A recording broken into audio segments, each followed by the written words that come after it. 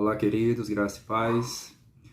Daqui a pouco estarei trazendo uma meditação no culto nos lares da Igreja Presbiteriana Solapar, em Umas. E o nosso texto de hoje, seguindo a nossa sequência do livro de Atos, se encontra no capítulo 17, versos 16 até o 34. Esse texto nos mostra a passagem do apóstolo Paulo pela cidade de Atenas, a cidade dos deuses, a cidade dos filósofos. E a palavra do Senhor nos mostra que depois de passar por Tessalônica, ser perseguido em Tessalônica, ele vai para a cidade de Bereia. Em Bereia, os de Tessalônica, os judeus, foram atrás do apóstolo Paulo. E assim, ele sai da cidade de Bereia e os irmãos encaminham o apóstolo Paulo para a cidade de Atenas.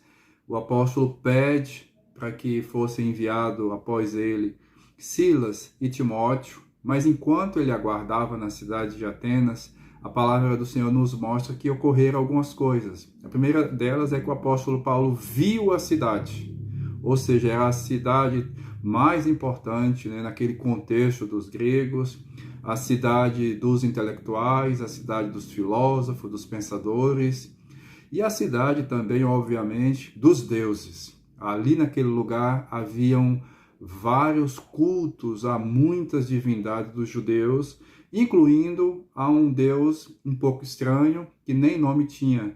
E o apóstolo Paulo diz que ali havia um Deus desconhecido. Então, a primeira coisa que observamos nesse texto é que o apóstolo Paulo, ele viu a cidade, ele percebeu a idolatria que realmente havia naquele lugar. E o seu coração foi tomado de uma ira santa, uma ira zelosa pelo nome, pela glória daquele que realmente é único e digno de receber o louvor e a adoração dos homens. Então o apóstolo Paulo viu, o apóstolo Paulo sentiu e ele não ficou paralisado diante de tudo aquilo que ele tinha visto. A palavra do Senhor nos dá conta de que ele foi pregar, em primeiro lugar, na sinagoga dos judeus, onde havia também ali gregos piedosos, gregos que eram simpatizantes ou praticantes da religião judaica, e ele prega a palavra do Senhor naquele lugar.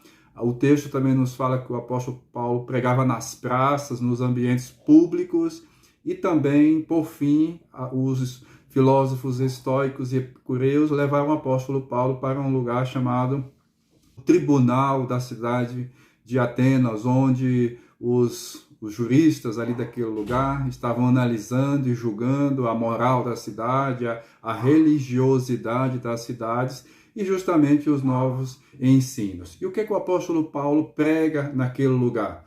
Primeiro, nós observamos que ele fala a respeito, não como ele evangelizava os judeus, que era partindo das Escrituras, falando a respeito daquilo que a Bíblia já falava a respeito do próprio Jesus, do Messias prometido.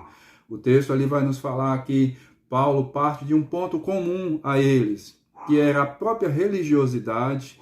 Apesar de tudo que estava acontecendo ali naquele lugar, culto a vários deuses, ele começa elogiando, dizendo que eles eram acentuadamente religiosos. E isso é algo que é natural do ser humano. Nós somos criados por Deus para adorá-lo e não tem como um homem deixar de adorar. Ele vai adorar outras divindades, vai adorar a si mesmo, seu próprio ego, seu próprio coração, vai adorar o dinheiro, vai adorar os prazeres que o corpo e o mundo pode oferecer, ou até mesmo adorar a intelectualidade que era tão evidente, e tão buscada pelos gregos naquela época. Diz que as pessoas estavam ali naquele lugar para falar e para ouvir as últimas novidades. Então, o apóstolo Paulo, ele fala do Deus Criador, o Deus que sustenta todas as coisas pelo seu poder.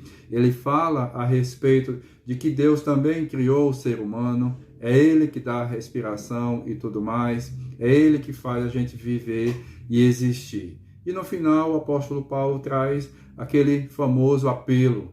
O apóstolo, ele vai dizer que Deus não leva em conta o tempo da ignorância, o tempo que eles não ouviram a verdade.